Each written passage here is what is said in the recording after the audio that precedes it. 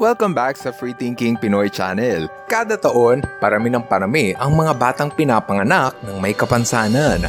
Mabuti na lang at meron silang mapagmahal na magulang kaya sila naaalagaan. Pero, paano kung ang hayop na isinilang ay meron ding kapansanan? Sino at paano sila maaalagaan? Kaya naman for today's episode, makikilala mo ang 8 hayop na may kakaibang kondisyon at mahugulat ka sa kanilang istorya. Mula sa ahas na may 2 ulo hanggang sa aso na 2 lang ang paa. Ito ang mga hayop na kapupulutan mo ng aral at inspirasyon. Aso na maikli ang katawan. Ang aso sa video ay si Quasimodo. Isa siyang German Shepherd at kapansin-pansin ang maikling katawan nito na parabang wala itong leeg. Ang kakaibang kondisyon ni Quasimodo ay tinatawag na short spine syndrome. Isa itong genetic disease kung saan ang kanilang gulugod o backbone ay kinukulang ng buto. Dahilan kung bakit maikli ang kanilang katawan. Dahil sa kapansanan ni Quasimodo, nahihirapan itong gumalaw, hindi gaya ng ibang normal na aso. As soon as I got him home, I realized how much he does enjoy life. I think anybody that sees him kind of falls in love with him. Kung tutuusin, hindi lang si Quasimodo ang merong ganitong kondisyon.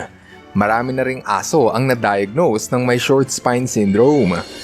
Gayunpaman, hindi ito naging balakid sa mga aso dahil tuloy pa rin ang buhay para sa kanila. Kung tutuusin, maraming nakapansin sa pagiging cute ng mga aso na to. Ang cute pa nga nilang umakyat ng hagdan. Aso na 2 ang paa. Ito naman ang aso na si Deuce the Wonder Dog. Tinawag siyang Wonder Dog dahil kahit 2 lang ang kanyang paa, namumuhay pa rin ito na parang normal na aso. Mahilig pa nga itong tumakbo at palagi nakikipaglaro sa mga kapwa aso. Ayon sa may-ari na si Gene Gabowski, napulot niya sa basurahan ang aso na si Deuce noong 2 pa lamang ito. Naawa si Gene Gabowski sa aso dahil kung pababayaan niya ito sa basurahan, siguradong mamamatay ang aso. Pagkalipas ng maraming rehabilitation program, ang aso na si Deuce ay natutong mamuhay na parang normal na aso. Dahil sa determinasyon ng aso na si Deuce, maraming netizens ang humanga. Pinatunayan kasi niya na hindi balakid ang kapansanan sa pagkakaroon ng masayang buhay. Been such an inspiration that he just proves that nothing is impossible. Sa ngayon, masayang namumuhay ang aso na si Deuce kasama ang kanyang amo sa edad na 5 taon. Bulilit na baka.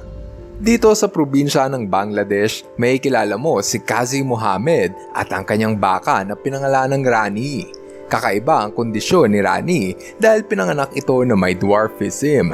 Ang dwarfism ay isang genetic abnormality kung saan hindi ito lumalaki. Dahil sa kanyang komplikasyon, meron lamang itong taas na 20 inches at bigat na 75 pounds.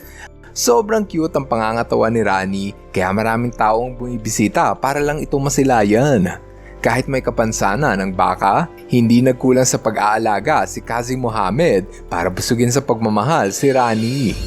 Gayunpaman, noong August 2021, namatay ang baka na si Rani dahil sa pamamaga ng bituka. Namatay si Rani sa edad na 1 buwang gulang pa lamang. Maikli lang ang itinagal ni Rani sa mundo, ngunit patuloy siyang mabubuhay sa alaala ng mga taong napasaya niya. Hindi lang siya ang pinakamaliit na baka dahil siya rin ang pinaka-cute na baka. Kambing na may mahabang tenga. Dito naman sa bansang Pakistan, may kilala mo ang kambing na pinangalan ng Simba.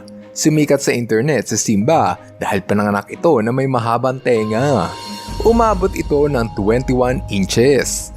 Ayon sa may-ari kay Simba na si Muhammad Hassan, hindi kapansanan ang tingin niya sa tenga ni Simba kundi isang milagro.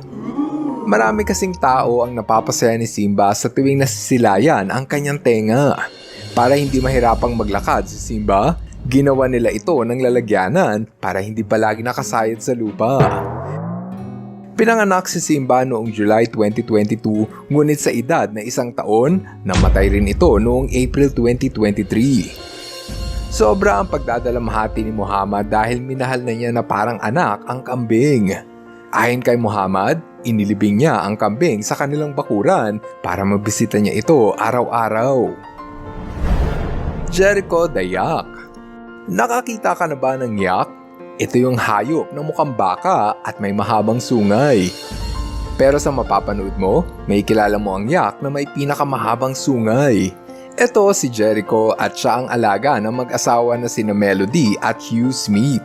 Kung ang ibang yak ay may sungay na pahaba, ang sungay ni Jericho ay kulot at pababa ang tubo. Pinanganak si Jericho noong 1999 na may normal na pangangatawan, ngunit sa paglaki nito, unti-unting humaba ang sungay ni Jericho. Umabot pa nga ito ng 136.4 inches.